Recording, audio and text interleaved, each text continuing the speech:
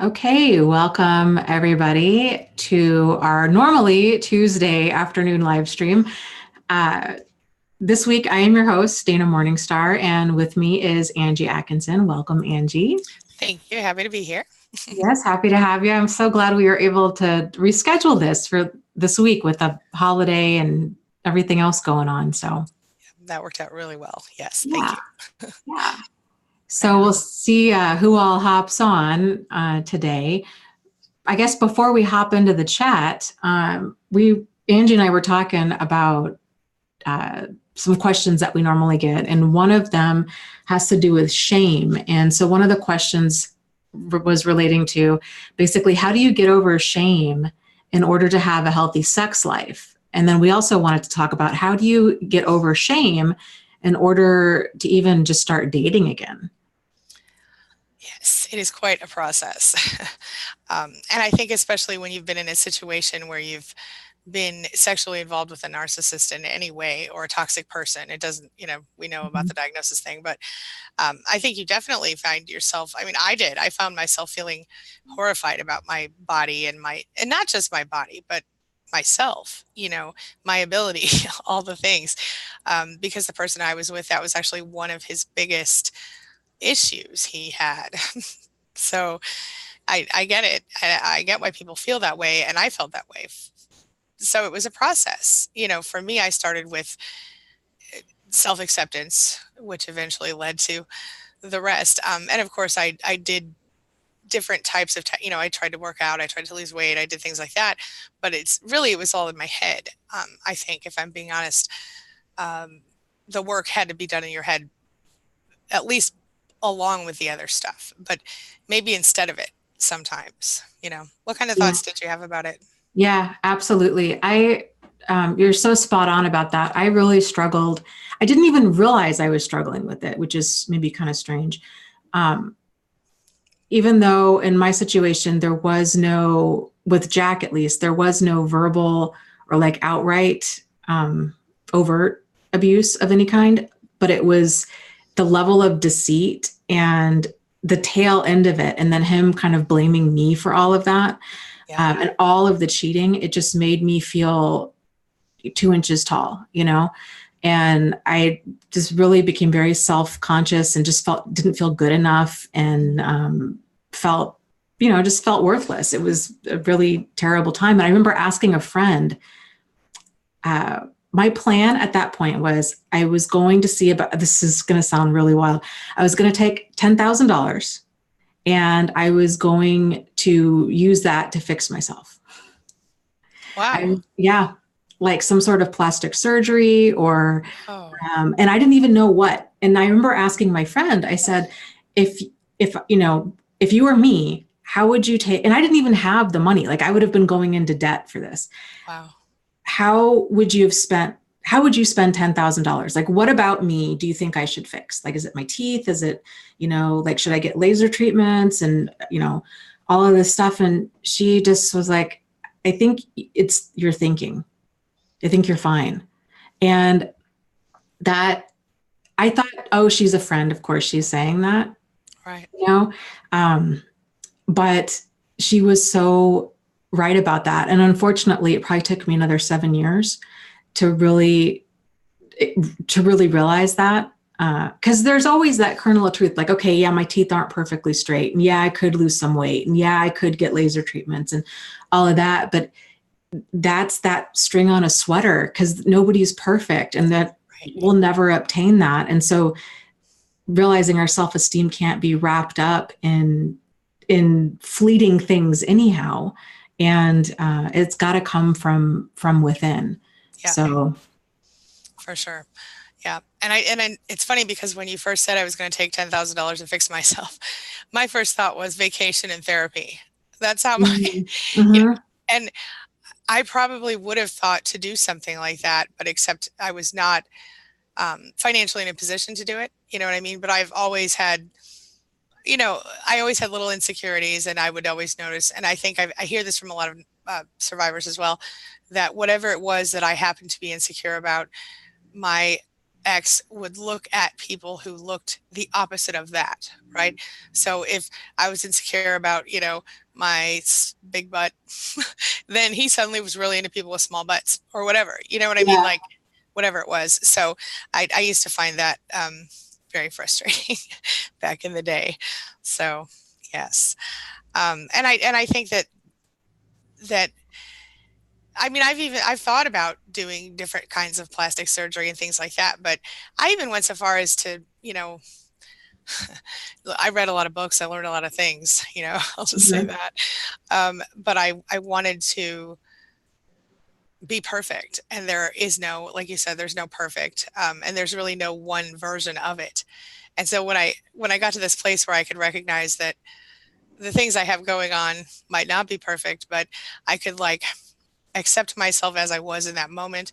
And then at any given time, I could decide if I wanted to change something or if I could change something or not. And then, I think it's a matter of letting go of someone else's idea of perfection and recognizing that there are certain things about ourselves that, it would be very difficult to change your height, for example. You know what I mean? I could wear bigger shoes, but you can't, you know what I mean?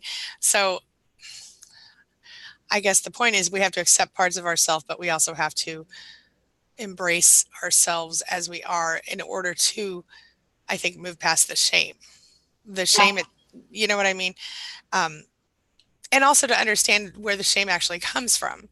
It's like this person taught it to us, or some people taught it to us. Maybe it was our parents at first, and then it was our sexual partner, or it was, some other person in the world, but whoever taught it to us. Oh no, my battery is low. Okay. Sorry, my PC just told me my battery is low. Oh no. Okay. Yeah, I'll fix it. Anyway, I'm going to grab my charger. Keep talking. I'll be right back. Okay. Sorry. Okay.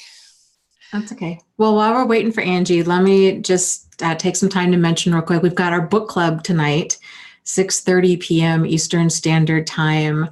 It's always the last Thursday of the month at 6:30 p.m. Eastern Standard Time. The book we're going to be discussing is Complex PTSD from Surviving to Thriving by Pete Walker. It's a fantastic book, and I'm going to be finishing my notes on it today, so they should be going up here before book club. So if you're interested in that, go ahead and check that out. But as far as shame goes, in the book, and we talked a little bit about this in my live stream last night, Pete Walker talks about the importance of grieving, getting in tune with our anger and our sadness, and how that can help to release the shame and the inner critic that's so common for so many survivors. It's kind of one of those things that tends to happen after abuse, when you're continually being told or kind of made to feel less than. So how about you guys as far as shame goes? Is this something that you guys experience, and do you experience it in certain ways? Okay. I think I'm back. Sorry. Anyway, apologies. I think that's fine. Okay. There we go. Okay. Too many things. All right. So shame, where were we? Are you in the chat? Yeah. Well, we were just kind of talking about one of the book club book that we're going to be discussing tonight. The author of it, his name is Pete Walker. He was talking about grieving. Basically, grieving helps to reduce shame. So if we can get in tune with our anger and our sadness, then that dissolves that shame, because that shame is there as more like a defense. And I totally agree with that. I think that's just so spot on. But I think when people are first, especially when they're not even first out, I mean, like I said, it took me 7 years to even have this realization. But I think when people especially are first out, it can be difficult to see how those things are connected. that, feeling sad and feeling angry can be tied to that shame because they just sometimes don't feel related. Right. And sometimes I think, like we were talking about earlier, like that shame can feel appropriate. Like, no, I don't have shame. I'm just broken. Like, see all these things that are wrong with me. See the weight, see my teeth, see my, you know what I mean? Oh, yes. And that's kind of a whole nother leg of that journey with Right. rebuilding self-esteem. For sure. And then on top of that, in addition to all of that, you have your, I don't know, maybe it's not this way for everyone, but for me, it was about I stopped doing things for myself when I I stopped wearing makeup, I stopped dressing in a certain kind of way or whatever, and stopped caring about the way I looked, and that didn't help. It only confirmed in my mind all the things that were wrong with me for a while. So I think it's important for us to speak on this and explain so that people who are in that place where I was and where you've been can maybe come out faster, and see that they're not alone. I wish I had, wish I had known then what I know now or whatever. For real. I mean, it's, and that shame, one of the results of it is people feeling just unlovable. And like you said, this kind of, and then our behaviors, we don't feel worthy. And then we kind of slide into, we just stop taking care of ourselves, or we're trying to hide. We start dressing really frumpy. We stop putting effort in. We just don't want to be noticed. We just want to be invisible because we don't feel, possibly it might be that being noticed or being attractive is dangerous, or it might feel like we just want everybody to go away. We're just kind of stuck in our own pain, and learning, getting re in tune with realizing that, that you are worthy and that you are lovable. And, it's difficult. I think it's really almost impossible to date if a person doesn't like themselves. Like the choices that we're going to make in partners and the way that we're going to interact with that person in a relationship is just not going to be balanced at all. Right. Yeah, absolutely. And I think that's why it's so important that we do take the time to do. I think the grieving thing is really true and really helpful. But I think it's also, that's why we have to take time. That's why you don't jump from, one toxic relationship into what's almost guaranteed to be another if you don't heal yourself first. Yeah. I mean, that was what I found myself in that boat at a couple of times in my life.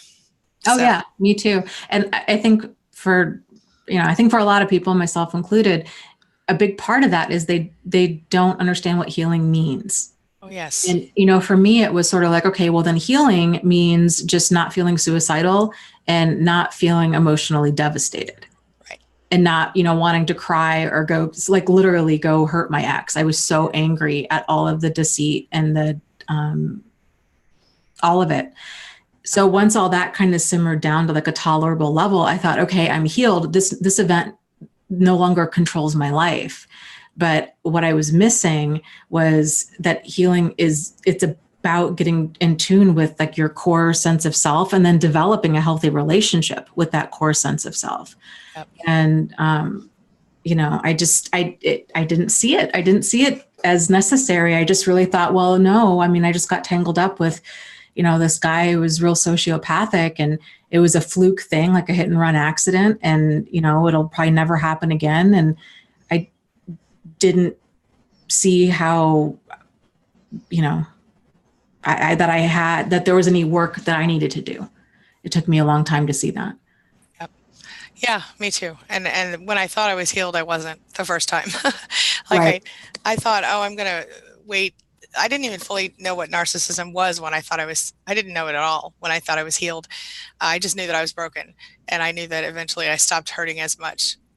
And that's the time heals all wounds thing. But what ended up happening, of course, is that I wasn't healed and other things happened in my life and brought me further down the road. And that's when I figured it out. And then looking back at all the things that came before, once I realized what I had been dealing with, suddenly made all this sense to me.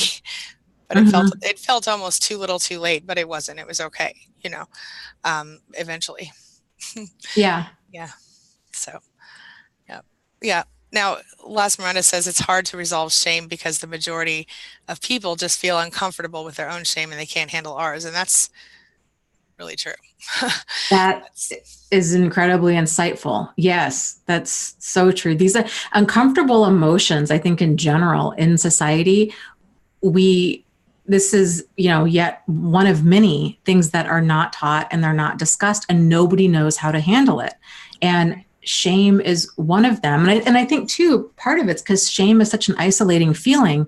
So we oftentimes walk around feeling like it's just us, that everybody else is happy and well adjusted and doesn't struggle at all with any of these things. It's just us. And I right. think that's the lie that shame tells, that whispers in your ear nonstop, you know? That's what's so tragic about it. Yeah.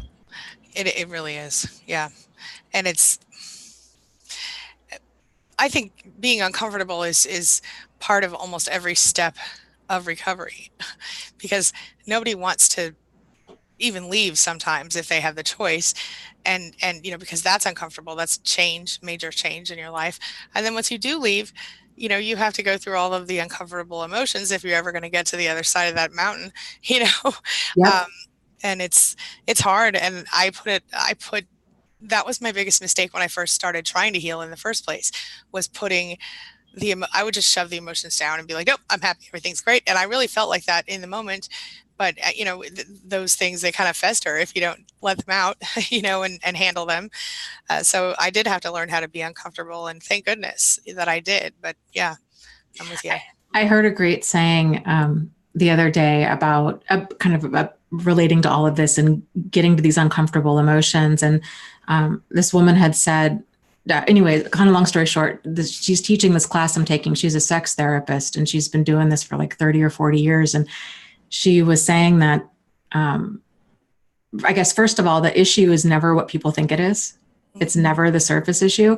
And the second one is we've got to be able to bring them to their pain if they're able to move forward into the gain.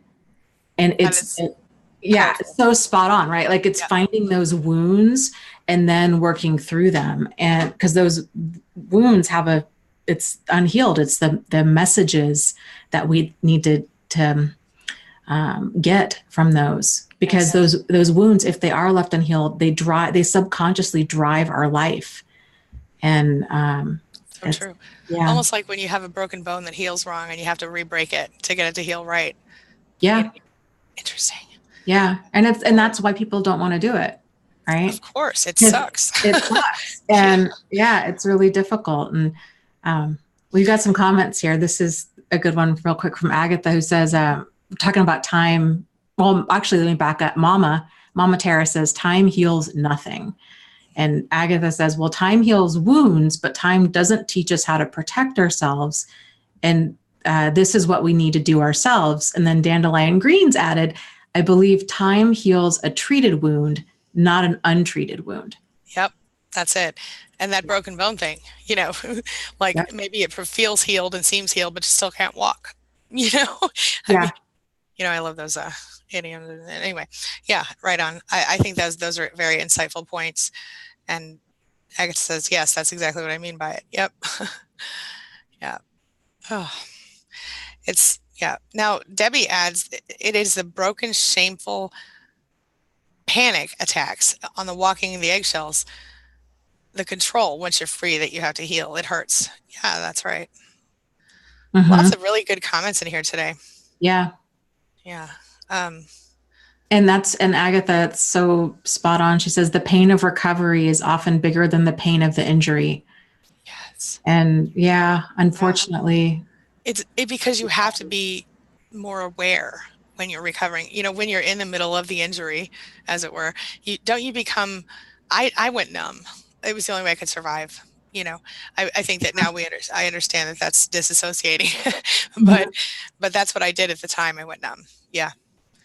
Yep. Now, this is interesting. Las Miranda added, what I discovered recently is that instead of avoiding situations that would trigger shame, I would purposely expose myself to them and fully felt my feelings. And she said, after, you feel amazing. And I think that's actually a really good point. That was something that was something that I did something like that, where I actually did it on my channel. I struggled to leave the house without makeup, and I'm not going to lie, I still don't do it that often. But if I do, I don't want to, you know, crawl in a hole and die anymore, because I did that when I first started my channel. One of the first things I did was a series of videos where I had no makeup on. And it was like when I first woke up in the morning, my hair was crazy. And I'm like, well, I'm doing this to get over myself. So here we go. It worked out really well, actually. Yeah. Yeah. Interesting. Yeah. I agree that there's definitely a time and place in healing where, yeah, it's kind of interesting. Like for me, for example, going back and visiting family, and there's certain people that are, or just different dynamics that have always upset me. I didn't realize that that was a trigger for the longest time. Yeah. It was just, I would just become incredibly irritable, and I would just become very, no patience, very short and reactive.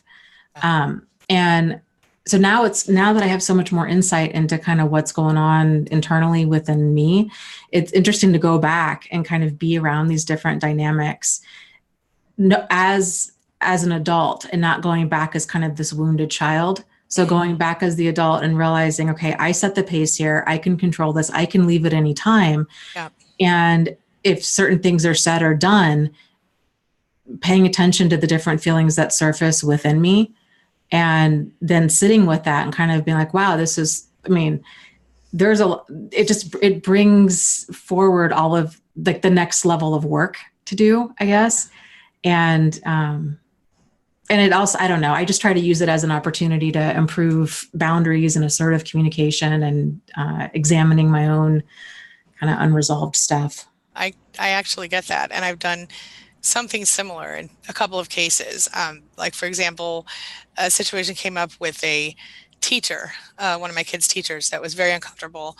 And I had to call her out on it, because certain things parents have to say something about, you know. Mm-hmm. And I did, and I felt really nervous and uncomfortable. It was horribly uncomfortable because of the nature of the issue. And I got through it, and I did it, and I felt better about, you know, myself after having done it. But it was definitely, it was a growth thing, to say the least. Yeah, for sure. Now, I like what E-Rock said. She said, E-Rock's a man. Anyway, I always can't remember. I can't remember. Yeah. I'm sorry. Because it could be Eric or Evelyn or Eric. Right.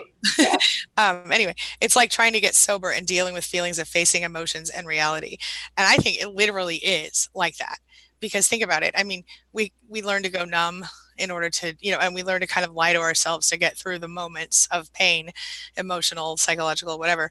And then, you know, and then when we go no contact, we finally cut it off. It is like getting sober, because we have to wake up. We have to stop being numb eventually.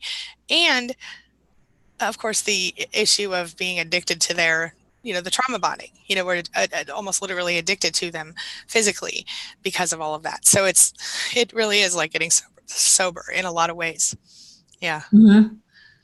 Anyway, I mean, I've watched people, my college roommate went through that, and she, you know, decided that she was, you know, an alcoholic, and she went through the whole thing and got sober, and it was really hell for her, you know, but she did it. And, but yeah, you have to start feeling things. And that's why a lot of people do become addicted to things like drugs and alcohol, because they want to stop feeling, I guess.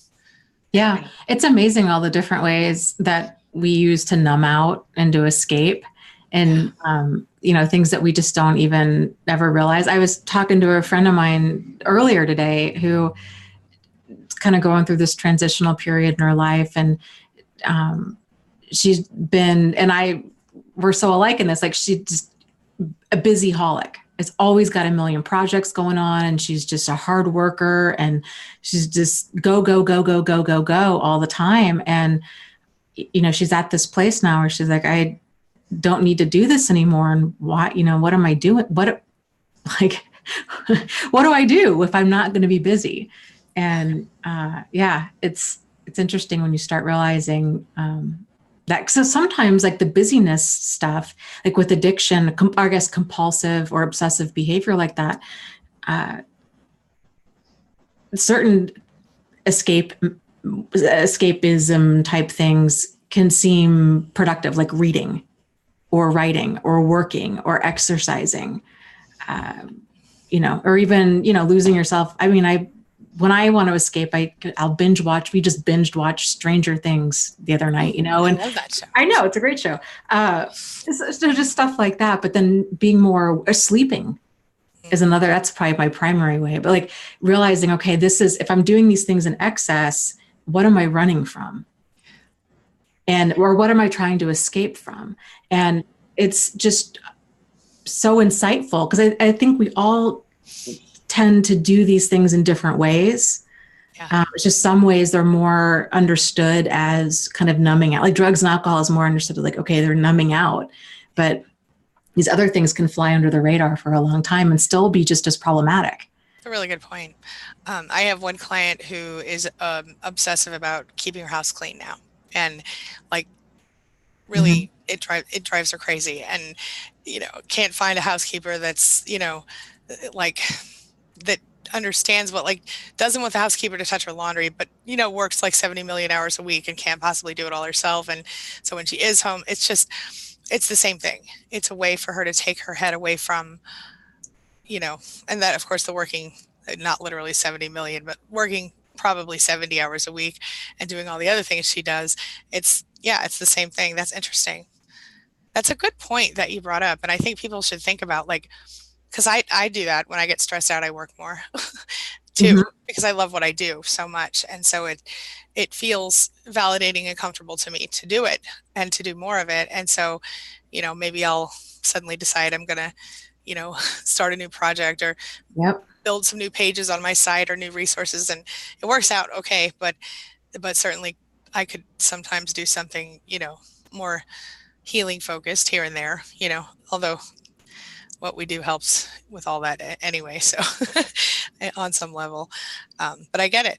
That's a really good point. And I've even seen people get real involved with their kids on, not like weird levels, but like on maybe a little too involved, like vicarious life kind of levels. You know what I mean? Yep. None of that is healthy. Yeah, I feel you. You want to be involved with your kids, but you also want to be yourself separately from them, at least I do. Anyway. Yeah. Well, and I think, the parents that do tend to do that, especially if they're really pushing their child to do, sometimes I think a lot of the stuff is subconscious. Like they're pushing their child to kind of live out their own unfulfilled dreams. Like, oh, I was never in dance, so I want you to be in dance.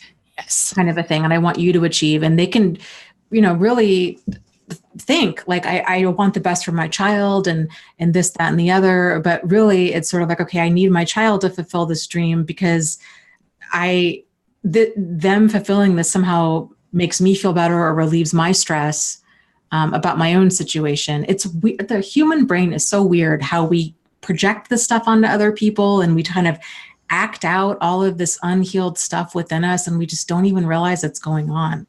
Right. It really is. Yeah. It's a lot. I had something interesting I was going to add to that, but I can't recall now. Anyway. Well, I found out that E-Rock is a gay man. Okay, E-Rock, thank you. That E-Rock man. Okay, I got you. I apologize if I ever called you female in error, E-Rock. I know you told me this once before. Now that I hear it, I'm going to remember it. E-Rock is a man. If I say it out loud, it'll help. E-Rock's a man. Okay, moving on. Sorry. Okay. Let's see here. So now I like what I hope I'm not rereading something you read, but I like this other comment from Las Miranda who says, I think it's important to remember that we not only get addicted to trauma bonding, but to all types of negativity, like feeling shame. It's as hard to resolve as any other form of addiction. And that's, I think, a valid point. I think we don't recognize shame as shame while we're in it sometimes. We might feel ashamed, but we don't. I didn't. I just thought it was not. I just thought there were a lot of things wrong with me, and I didn't think that there was something wrong with my thinking until later when I realized that it was my thinking that was the problem. Nobody's perfect. And, but I'll tell you, it was such a huge relief when I managed to like get over myself, because I have this I thing. Anyway, we'll talk about that another day. Where were we? Well, real quick, you were talking about or the being addicted to negativity and such. One of the things that I realized was, I guess there's maybe two things about this.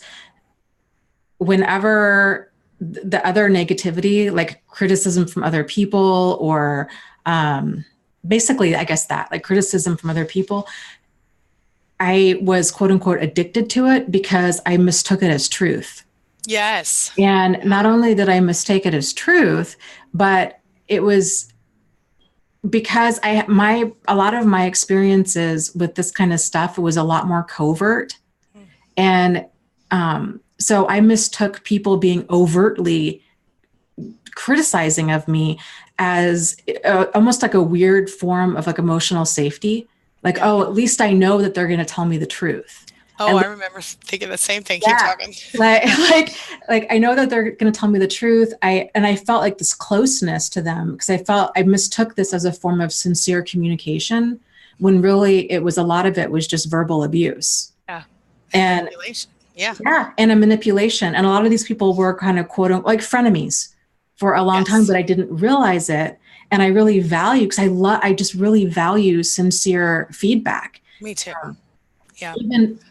Even constructive criticism, especially constructive criticism, but that wasn't constructive. It was designed to like shame and insult and degrade. Yeah, because then they could break you down and they could control you better. I mean, that was my experience. Was that yours as well? Yeah. Like, yeah. I wanted to bring this thing up. Agatha said, she said, E-Rock, at the core, you are just you, not an addict or a survivor. You are you. Getting to know that helped me to separate my issues. Yeah, that's a really good point. I mean, yeah, we don't want to necessarily label ourselves. And whenever I do talk about survivors, it's only to say people who have been through the same thing I've been through. But you're right. It's not something that we want to label ourselves as either one of those things. But we do want to deal with the issues in order to, I think it's just the shortcoming of, for sure, the English language. It's difficult to, certain terminology. It's like, okay, this is actually more of an adjective because I am a human being that, has these challenges or went through this. So these things are more descriptive. They're not who I am. They're not a noun, they're more of an adjective, but just linguistically, we don't have that. It's sort of like it's either or. So I don't know. It's just, it's hard to find the language to describe these things. It is absolutely true. And then there's this other good point, and if I'm like interrupting things, let me just throw me out. But physical pain, says JJ, affects my ambition to do things. If I feel physical and mental pain at the same time, I don't want to do anything. And then, of course, if I had an energy drink, I'd get off my butt. But after a while, I had to stop energy drinks. They raised my blood pressure too high. And I actually got addicted to Red Bull for a minute several years ago. I won't touch it anymore, probably for the same reason. When I was going through some of the harder parts of the parental discard situation with my own parents. Yeah, crazy. Anyway, go ahead. Here's a question from Last Miranda, who says, frenemies is a good point. I still struggle to distinguish valid criticism and verbal abuse. How do you distinguish for sure? I know. Go for it. So for me, verbal abuse does nothing to in any way. Constructive criticism offers you a tip to get better or an idea about something that you can change that would make your life better, right? So for example, when I'm going to use YouTube commenters for an example. So I had one person a couple of years ago reach out and be like in a comment, and instead of saying anything constructive at all, she just tore me down as a human and said, how dare I sit here and try to tell people this is what I was going through, my not wearing makeup and just woke up in the morning phase on my videos. And she basically said I was a horrible, ugly person and I was overweight and I had all these problems. And, she didn't say anything positive. And I would consider that more abusive than somebody who says, I don't really like it when you play music in your videos because I have sensory issues and that makes me uncomfortable. could you stop playing music in your videos? Yes, I did. You know what I mean? So like, whatever it is. And I found that to be an issue for a lot of people. So that's why I stopped that. Or somebody who says, your microphone quality is really bad. Could you get a new microphone or whatever? Because I've heard all of those things.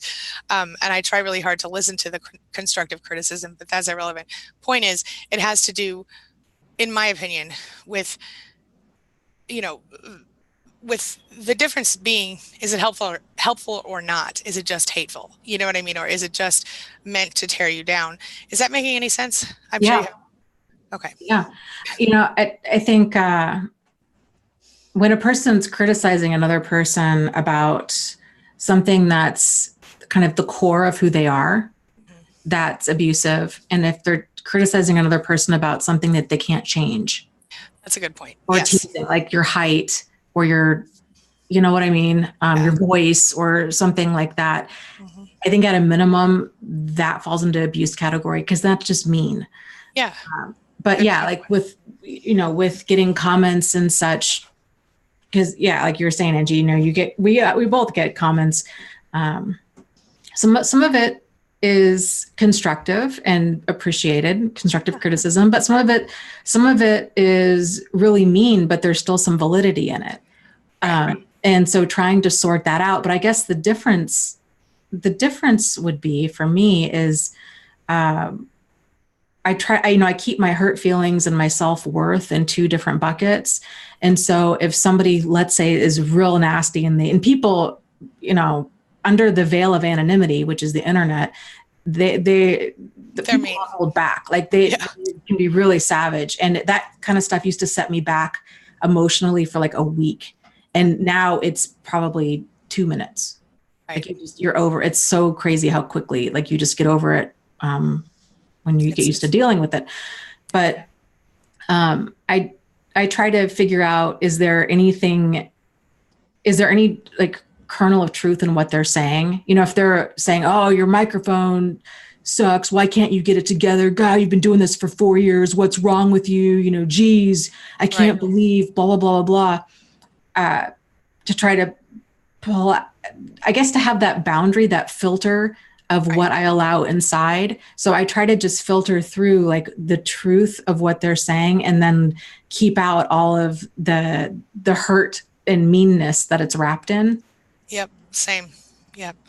I that's exactly what I've tried to do. And I mean, in fact, I'll thank people as long as they say whatever they're saying in a way that is polite. If not, I'll just delete it and take note of it. But I've noticed a few times, some of these awesome people here have come in and like stood up for me when people have unfairly, which I normally would delete them, but sometimes I miss them, and that not the people that supported me, but the other people. But I always appreciate that. Anyway, where are we? Yeah. And I think too, if you're able, and again, I think there's just kind of different places in healing and different places in life in general where it's a lot easier to kind of be on the receiving end of harsh criticism like that, where it just doesn't totally destroy you. If I've eaten, like when my blood sugar is low, I don't respond well. I'm very irritable and very reactive. So I know that about me. It helps if I have a handful of trail mix or whatever, if I know I'm going into something where I could get attacked verbally. Sure. But yeah, sure I'm not missing my daughter. Anyway. Okay. Yeah. But just filtering it. True. It's really true. Yeah. And the other thing is, well, anyway, I think there's a lot of, I think it all kind of works together, being able to, this is why when I have being able to filter out the bad and keep the things that might be valuable to you, from on every level of personal development, really. Because if this is why when people come out of a relationship with a toxic person, I ask them to like write down all of the negative self-perceptions they have and then take some time and think about where did those come from? Because a lot of times we didn't think of them. Most of the time, somebody else put them in our head one way or another, directly or indirectly. And then I ask people to like cross those beliefs off and physically write down what they want or what is true. You know what I mean? And so I think that was something that was really helpful to me and has been with a lot of my clients as well. So, oh yeah, JJ said, I defended Angie on her videos about MGTOW and I'm a man. She was fair and balanced and she still got attacked. Thank you. I know, right? Yeah. Yeah. But anytime you talk about anything that people feel really strongly about, you're going to have the people who are far extreme. So. Yeah. I mean, a lot of people out there are just looking they have an axe to grind, and the whole world is their punching bag, especially because it's the internet and they can hide and they can take it out on other people and get that quick boost of feeling superior that they need. And, but I think, again, like if you can realize it's kind of cultivating that boundary, that internal boundary where you realize when a person just unleashes on you online, like it is about them. It is not about you, because normal people don't do that kind of stuff. If they have an issue, they're able to bring it up assertively and discuss it and all of that. They're not trying to, destroy another person emotionally. So that kind of stuff, I don't even take any of that personally anymore. Sort of like the quote, I forget, it was Eleanor Roosevelt, maybe something like, a person can only hurt your feelings if you give them permission to, or something along those lines. And, and that kind of mentality can be so confusing for people that are either being abused or fresh out of abuse, because it's sort of like, well, what do you mean? Because I didn't give this person permission, but they're still negatively impacting my self-esteem and they're still hurting me. And it's, with time, with realizing, okay, there's this internal boundary that we can develop where if another person's hateful and ugly, we're not owning that. Right. Because we're realizing, hey, you know what, this doesn't match it. Because we only let in what agrees with like our inner being, I guess. Oh, so for sure. With our inner child, if we don't agree with that, if somebody's mean and hateful and all that, if we don't agree with it, we're like, well, okay, dude, whatever, and we don't even think twice about it because we know it's not true. Right. And that's kind of the boundary that can develop with that, that will develop with healthy self-esteem and realizing kind of, keeping your self-worth and your hurt feelings in two different buckets, and realizing you don't have to, not every hateful thing somebody said, really any hateful thing people say, it's not necessarily truth. Yeah. Yeah. I actually had someone, it's interesting. You said, sometimes we're not ready to hear, or, when we're at some point in recovery, we're not ready to think about it this way. But I actually had someone, I posted something a while back about, it was like a note to self kind of thing on Facebook, but something on my personal page where I had said something about being able to change my perception, change my life, that kind of thing. And, somebody got mad at me for it. And it's somebody who's still kind of actively dealing with some of this stuff. And she was very upset about it and actually stopped being my personal friend on Facebook as a result of it. She was, a friend of mine on Facebook as well as a follower, but, was a follower first, I guess, or a community member first. And I felt really bad about it because she was like, why would you say that to people who are going through this? And I'm like, well, I'm saying that to myself. This is my personal page, and she got her feelings hurt, I think. And I felt terrible about it, but it is a difference in level of recovery, because when you're still being actively abused, it's really difficult to see outside of that. Right? Oh, totally. Like, yeah. When I was told things like little kind of quote unquote empowering quotes like that, especially, the first real psychopathic person I dated was when I was a teenager. And I just thank God that relationship ended. It was just so bad. And I didn't, I really felt like everything was my fault. And so if people were to tell me something like that, like, oh, nobody can hurt your feelings without your permission kind of thing, that just furthered my shame. Yeah. Well, then what's wrong with me? Because they are hurting my feelings. So how do I not let this hurt my feelings? And I was just, I don't know, there's a lot of understanding and work that needs to be done before those kinds of empowering sayings are actually empowering and not just reaffirming all of the toxic inner critic and the shame that's there. Mm-hmm. Yeah, absolutely. Yeah. this is slightly to the right of our topic or left, I don't know. But Zoe says, I'm a recovering codependent and I don't want a man in my life right now because I'm afraid of losing my identity in the relationship like I have all my life. And so she said, sorry, off topic, but I don't think it really is off topic, because I think that it doesn't mean, first of all, I don't believe anyone needs anyone romantically unless they choose to do that. Like, I think it's totally okay if you choose not to get involved with someone. But the other issue here might be that you're still in that, part of the recovery process where you're not ready for that. And that's why you're feeling the way you're feeling. And that's totally okay. There's nothing saying that you need to get in a relationship. I mean, this is 2019. We we have cars and we have apps that can bring repair people to our house and stuff. So like, if you choose, I know that sounded funny what I just said, but what I mean is it's not like we're cave people and we need to survive, to survive we need a mate, which is our primal brain. Am I too far to the, do you see what I'm saying? No, I agree. I think, a romantic relationship with somebody, can be special and amazing. And nice, yeah. It's the candles on the cake. It doesn't have to be the whole cake.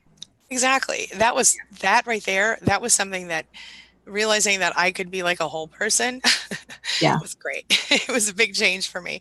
It took me a while to get there. But realizing I always should have known. I did know that I should not identify myself by my relationship, but I did always anyway, even though like logically I understood that was a bad idea. And I would even criticize other people who seem to be doing that, which is something I've grown out of as well. I definitely got to that place where I was able to change my idea of identity, and I could choose my own and create my own up to a point. Again, I can't get any taller. I keep trying, but never helps. But anyway, good point, Zoe. Yeah, and I think too, that I can completely relate and understand to the whole losing your identity in the relationship. But if you I think can maybe get clear on the ways that you lost your identity before in a relationship, and then what you can do different next time. And then what are some kind of ways that you can assess whether or not that's happening. So for me, it's a continual balance. Like I have to continually reassess because I'm kind of more of a homebody anyhow.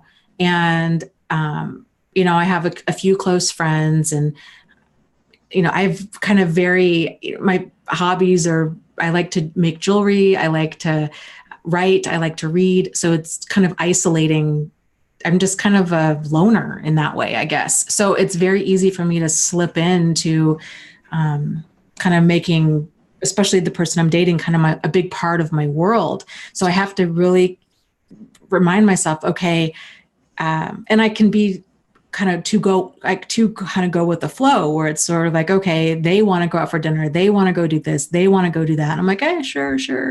And so I have to really watch and make sure, okay, am I making time to spend and cultivate my own friendships? Am I making time to spend and cultivate my own hobbies? Am I actually doing things that I want to do? Or even little things like saying, hey, sure, let's go out for Chinese food, but really I want Italian. Not saying that we have to go get Italian, but am I at least in tune with my own opinions about things and able to assert them? Yeah. And it's just that continual, readjustment and refinement along the way. I'm with you. I have to do a similar thing. And even with my kids sometimes, even with them, not, because it's my tendency to want to, I think it's my nature to want to like and make everybody happy still.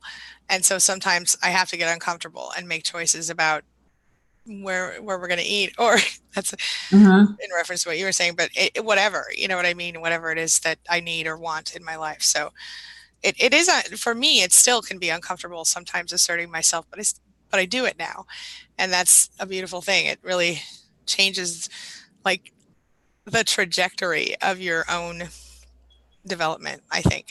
Yeah, absolutely. You said something earlier, and you just touched on it again now, but kind of in a different way, about, it was basically saying no or having that confrontation with other people, even if it's really on the mild end, right? About like what you asserting an opinion about what you want to eat for dinner, and feeling, I forget what the context was the first time you brought it up. Somebody being upset with you. Was it the teacher? Oh, yes. Yes, the Yeah. teacher. Yeah. hmm Because she had said something inappropriate to my child, and the reason it was uncomfortable was because there were race issues involved with this whole situation. Not my child was not doing anything wrong, but she was called out sort of because of her race, which was Mm. very uncomfortable for everyone. And she was the only person of her race in the classroom, and the teacher was not the same race as me. And in our current, you know, you have to be careful and you don't want to upset anyone or make them think things about you that aren't true. And so it was very uncomfortable, but I did it. It was Yeah. okay. Well, and I think too, and this is something that I think it's probably worth all of us kind of self-reflecting on, is those times where we do have to have some sort of confrontation. Uh, and if we're feeling, this was such a turning point for me. If we're fearful of doing this with another adult that we know who is safe or relatively safe, oftentimes this is one of those ways that we're being triggered, but it's in kind of a less direct way. Yeah. Because it's sort of like, okay, then what are we afraid of? Right. And oftentimes it stems back to childhood, where it's like, well, I'm afraid if I bring up how I really think or feel, or if I say no, or if I kind of rock the boat, that this person's going to start becoming abusive or they're going to leave me. Yeah. And Yeah. it's really a game changer when we realize, oh my gosh, so instead of actually being able to confront people in like a healthy, assertive way, here, unbeknownst to so many of us, we've developed all of these other ways of handling things, like ingratiating behavior, people pleasing, going with the flow, all of these ways to try to get our needs met, right? Or to navigate the situation in a safe way, but it's doesn't really work. Yeah. Um, Yeah. yeah. And there's all these wild cards when in certain, situations that, yeah, it's difficult. But it is important to recognize, I think, and to think about, why did that make me uncomfortable in any situation? Yeah. Even disagreeing with, a simple opinion, or, I mean, I know of one particular narcissist who literally, like, let's say this person loves baseball and they find out you're not a fan, they'll tear you down for not being a fan of baseball. You know what I'm saying? Or Mhm. let's say they cook a dish and it has an ingredient that you don't like or you're allergic to. And you say, I'm not going to have any because I don't like or I'm allergic to that ingredient. And then they tear you down for not eating their food they made, you know what I mean? Or if you eat too much of it, then that's a whole other, whole other thing. So some people just want to tear you down no matter what you do. And those people don't, if you can avoid it, don't let them in your inner circle, or don't keep them there for long. Yeah. Yeah, for sure. I don't know if I just went a little off topic. I apologize. No, you're fine. Okay. Let's see here. Taravia says, I understood what you were saying, but at the same time, some people might not want to date after being in a relationship with a narcissist. And I think that's true. And I think even sometimes people who are healed, depending on a number of factors, may not want to date after they heal even. And that's okay. That's what I'm saying. It's totally fine. I definitely, I'm married right now and everything's great or whatever, but I promise that I probably will never be married again, even if I do outlive this one. So, you know what I'm saying? Like, it's hard, even in a relatively healthy relationship. It's hard. So I get it, All right. Yeah. Yeah, go ahead. Oh yeah. I was just gonna say, I think you just need to do with what you're comfortable doing, and it's okay to stay single. And it is. It might be better if you want to. I think it's, like, I'm not saying if God forbid something happens to my husband that I wouldn't maybe date someone at some point. I don't really know, but I do know that I definitely won't get married. And I'm saying it on film because I know it's true. I already know for sure, because I have no desire for that. I won't do it again. It's too much. But I will have friends and they just won't live with me. It'll be fine. Yeah. Yeah. Let's see here. I'm looking for a Yeah, question. me too. Let's see. Agatha, it says, this has been one of the really best live streams. It's like we have such a great mature level of inquiry here into healing and managing our conditions. And I think that's really true. I mean, I feel like I stumble over my words a lot, but but I think you're right. I think there's been a lot of really great insight, from Dana here, from this all of you in the chat have had some really Well, you deep too. thoughts. Well, thank you. I get scattery. I don't know. But I appreciate your patience with me. But I do think that's a good point. There's been a lot of really positive, and even maybe not always even positive, but thought-provoking and healing talk here in the chat. I think it's really good stuff. Some of it. Yeah. And thanks for the live stream donation, Agatha. I appreciate it. Right on. Right on. Okay. Oh, I like this, what JJ said. Yes, I cannot be the real me in this relationship with someone who mirrored me only to get in. Then slowly but surely the mirroring stops and we aren't allowed to be ourselves. I mean, that's a really good point. I mean, about these types of relationships. I know it's not exactly what we were, the point we were fully on, but it sure does add to the discussion. It's a good point. And I think too, when we realize that, it's seeing the wizard behind the curtain. Yes. And it's so much easier to just walk away when you're like, none of this was real. Like this person this wasn't a relationship. Like I was hooked into the fantasy, or just even into the idea, like I was hooked into the fantasy that they sold me of the relationship that we were having. And the reality of that was totally different. And so, I don't want to live in fantasy. Like I want to live in reality, but I can't live in reality with somebody who's this deceitful and destructive and all that. So I have no choice but to go. It's true. And I know a lot of people had to mourn the fantasy. I did a little bit especially with my ex, the fantasy of what you thought it was versus what it really was. And even the childhood stuff, I had to like rethink literally everything I knew to be true because I didn't really know it all to be true, it turned out. That actually was a good thing in the long run. In the short term, it was difficult and painful, but re-examining all of that and figuring out exactly what I really did believe and what I really did feel and think and whatever, huge positive in my life. For sure. I like this. This is really true. What JJ says again to local tourists. I think we are born more narcissistic, as in we want our toys, others' toys. We don't care about others from babyhood until we learn to be less so. And that's really true. I mean, if you think about, in fact, I think every baby is a narcissist, and usually around anywhere between like 18 months and 3 years, you see small amounts of empathy developing, and it goes from there in most cases. But when kids are neglected and abused, that doesn't always work. Or if they're over privileged, I know one narcissist who spent a lot of time being spoiled and spent a lot of time getting everything they wanted, and then their mother didn't react negatively to the negative behavior and continue to adore him. So you know what happened. He's not that fun to be around today.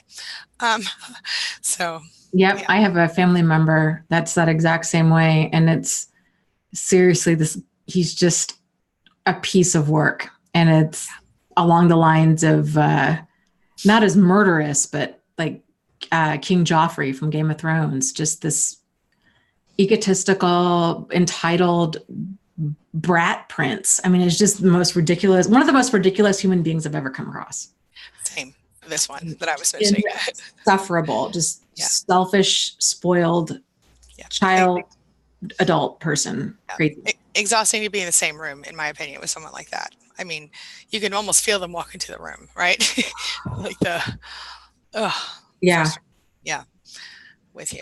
Some people are talking about selfishness and narcissism, and this local tourists mentioned this. I think if you look at narcissism, it's a personality trait. We all have it, and to a certain extent, it's about it's your degree of self-orientation. So there's a time and place for it, like we were saying with babies, where we have to be, as a human, incredibly self-centered. It's got to be all about us all of the time in order to survive. Yeah. But then you grow out of that. So there are these different stages of, physical growth and emotional growth and psychological growth that we all go through. Some people, for a variety of reasons, get stuck in different stages. Right. And you can have a genius who's emotionally a 2-year-old too. And that's something people miss, Sheldon Cooper. Anyway. Yeah. Or, it's just so bizarre. Or they can have a really solid, I see this a lot in kind of the more like new age community. They can have a really solid understanding of kind of more advanced concepts about self-awareness and all of the, enlightenment, but because their ego was never healthy, it's just so skewed and dysfunctional. And it's just cults, right? Yes. Like they've got a lot of the core stuff that might seem really spot on, but then it just takes this dark turn. And absolutely. It gets so, ugly. Yeah. So, okay. So let me back up. So local tourists are saying, well, so are we calling self-esteem narcissism? Let me clarify. So narcissism, it's on, like I said, it's on a spectrum. Okay. There's a thing called healthy narcissism, and that's the zone of healthy self-esteem. Yes. So healthy narcissism is basically, kind of, it can be about me, but it can also be about you. I feel worthy enough to make myself a priority in my own life. That's healthy self-esteem. I matter. I'm able to be self-protective. I know that I have value. I know that I have worth. And because of that, I'm willing and able to have boundary standards and deal breakers. That's healthy self-esteem in a nutshell. Problematic narcissism is when that part's not really there, and it's instead it's kind of compensating for it. Yep. So instead of feeling like, hey, you know what, I have value, I have worth, I matter, I can do these things, this person doesn't feel that way. And so they're like, it's entitlement. So they substitute really healthy self-esteem with entitlement. It's all about me all of the time. It should be, I need to get my way. If you don't let me get my way, then I'm taking this as an attack on who I am, and I'm going to destroy you, and I'm going to throw a fit, or I'm going to, do whatever. I would add to that for me, I think the tipping point becomes empathy or lack thereof.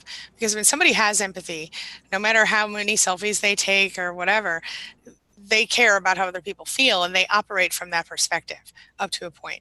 When somebody doesn't have empathy, they don't care about how people feel, and they operate from that perspective, which makes everything they care about and feel for themselves seem much more intense, which of course brings along that entitlement and lack of concern for other people's feelings, where they go ahead and act the way they do and abuse people, intentionally or otherwise.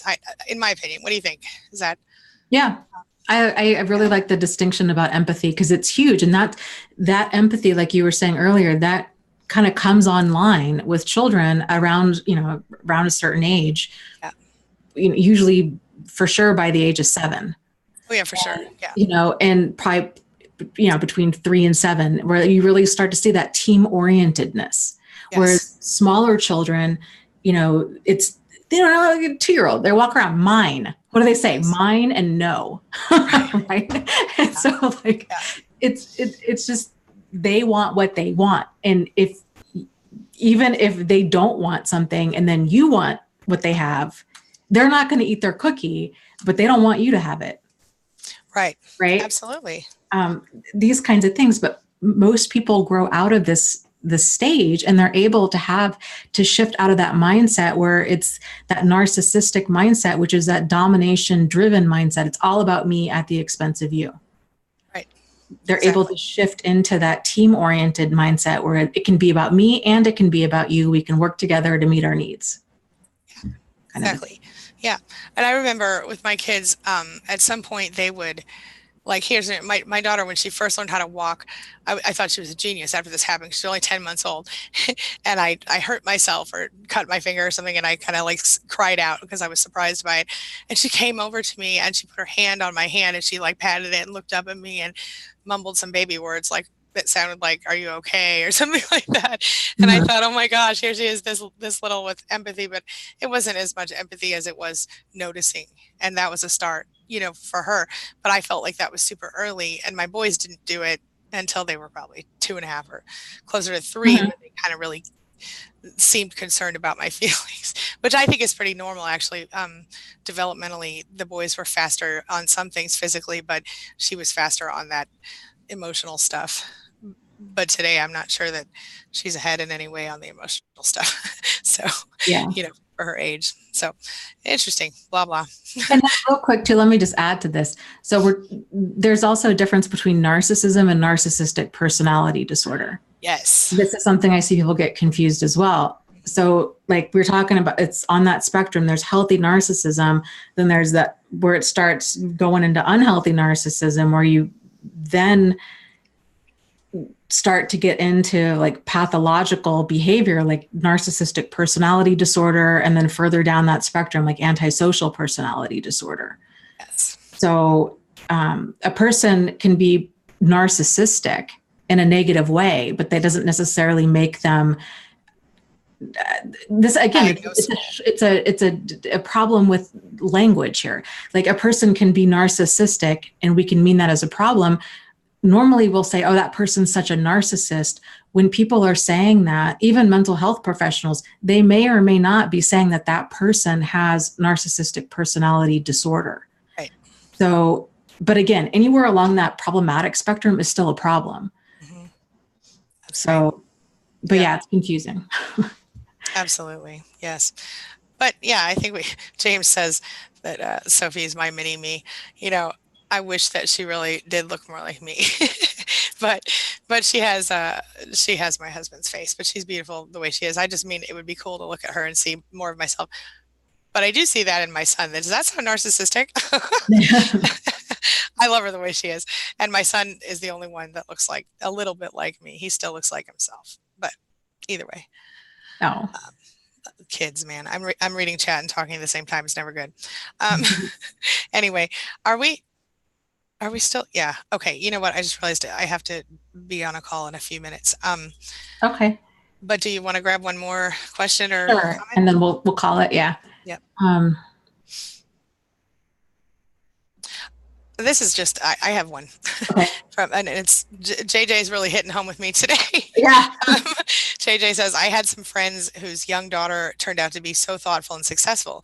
They gave her clear boundaries and responsibilities from very young, things to do and in reasonable ways and stuff like that. So while friends who didn't give their kids guidance turned out rotten, selfish, loser teenagers. That's a valid point.